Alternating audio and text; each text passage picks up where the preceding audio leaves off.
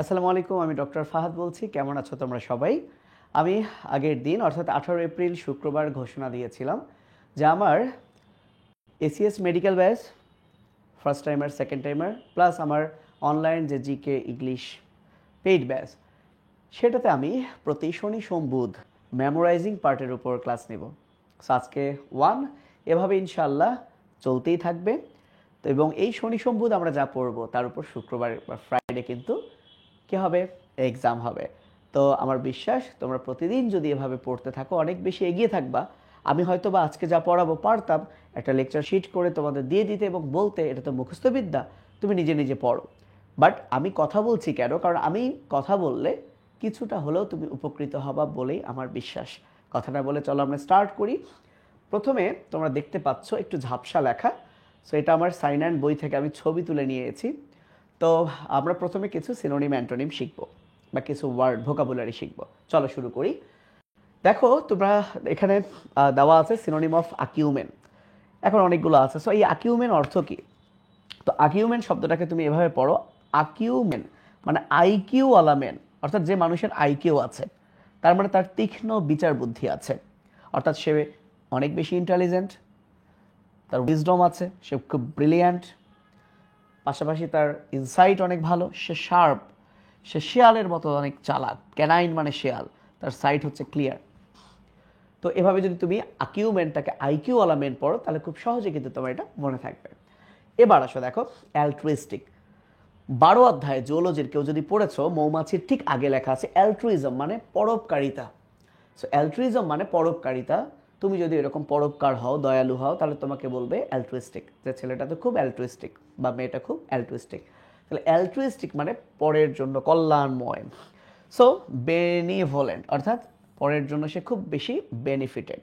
So benefited এটা মনে রাখো। ফিলান্থ্রফি সাথে বেনিফিশিয়াল, জেনারাস এবং গ্রেসিয়াস। এই যে গ্রেস কথাটা আমরা মেডিকেলে ইউজ করি। মেডিকেলে পাস মার্ক 60, কেউ যদি 59 পায় টিচাররা তাকে 1 মার্ক দিয়ে গ্রেস দিয়ে পাস করে, বলে তোকে 1 গ্রেস দিছি, তার মানে 1 মার্ক তাকে দয়া করেছে। So gracious. সো যে গ্রেস দেয়, দয়া করে, সে হলো গ্রেসিয়াস, দয়ালু। এবং খুবই মজার বিষয়, এই অ্যালট্রুইস্টিক দেখো আবারও এসেছে, এই একই রকম দেখো অ্যালট্রুইস্টিক আবার এসেছে, সে একই রকম অ্যালট্রুইজম আবার এসেছে, আবার অ্যালট্রুইজম। তার মানে অ্যালট্রুইজম অনেক অনেক বেশি ইম্পর্টেন্ট। বাকিগুলো তোমরা দেখে নিও, কারণ মিনিং তোমরা জানো, এখন পারবে। এইবার আসো অ্যাবর্টিভ। অ্যাবর্টিভ, তোমরা অ্যাবর্শন শব্দটা শুনেছ। অ্যাবর্শন হওয়া মানে কি? বাচ্চা নষ্ট হওয়া। তার মানে অ্যাবর্টিভ মানে নষ্ট হওয়া, আনসাকসেসফুল, অর্থাৎ সে ফেইলিউর হয়েছে। ফ্রুটলেস, ফ্রুট হয় নাই, ফেইল, ভেইন, নষ্ট হয়ে গেছে, ইউজলেস, ফিউটাইল, আনসাকসেসফুল। চলে আসি এবার অ্যারোমা। আমরা অ্যারোমেটিক শব্দ শুনেছি। অ্যারোমা মানে কি? গন্ধ। আর গন্ধের অনেকগুলো ইংলিশ সবাই জানে, স্মেল, সেন্ট, পারফিউম, ফ্রাগ্রেন্স, অর্ডার, এগুলো সবাই জানো। অ্যাসেম্বল, জীবনে অনেকবার অ্যাসেম্বলিতে দাঁড়াইছো। সো অ্যাসেম্বলি মানে একত্রিত হওয়া, একত্রিত হওয়া, টুগেদার। সো ইউনাইট হওয়া, একত্রিত হওয়া।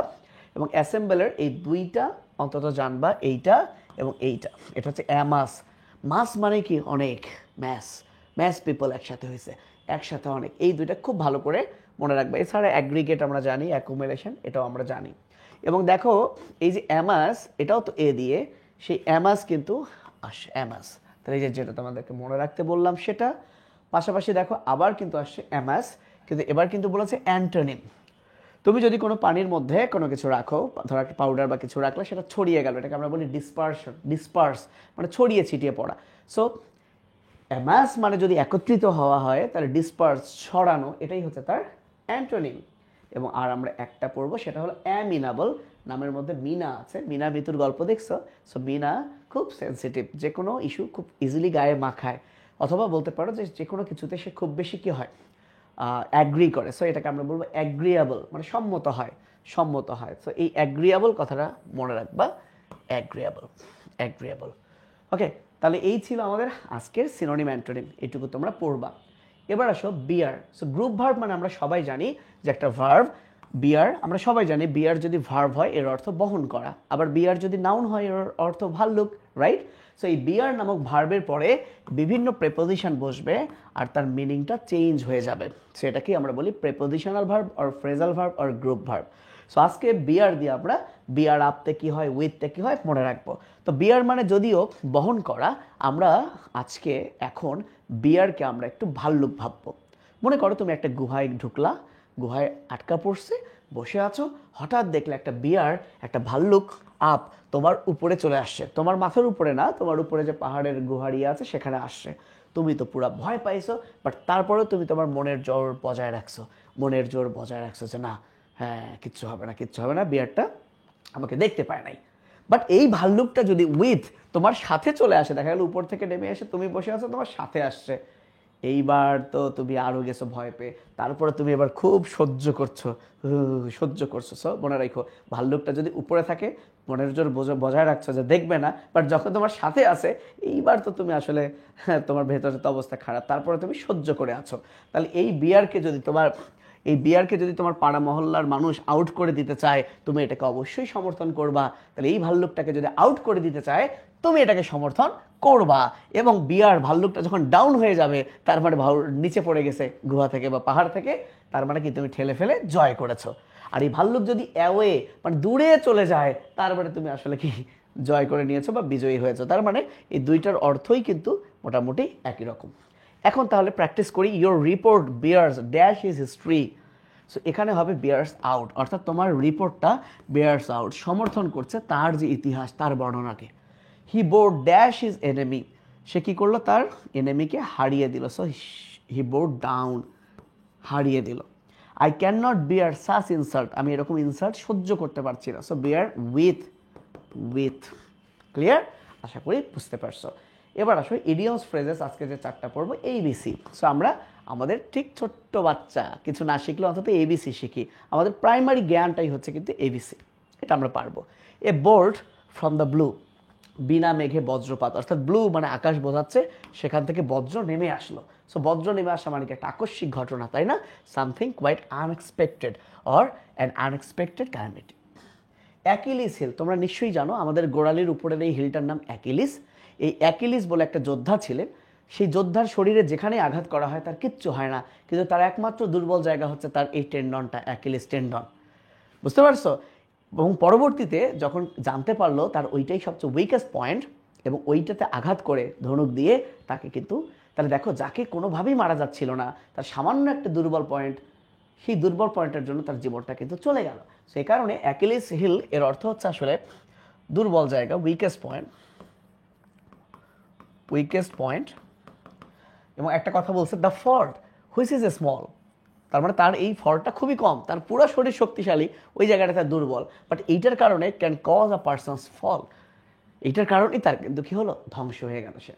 অ্যাট এ লো এব, এই যে লো এব মানে কি বোঝায়, তোমরা এব টাইড নাম শুনছো কিনা? এই যে জোয়ারের পর সমুদ্রের যে স্রোত যখন নিচের দিকে নেমে যায়, এটাকে বলা হয় এব টাইড।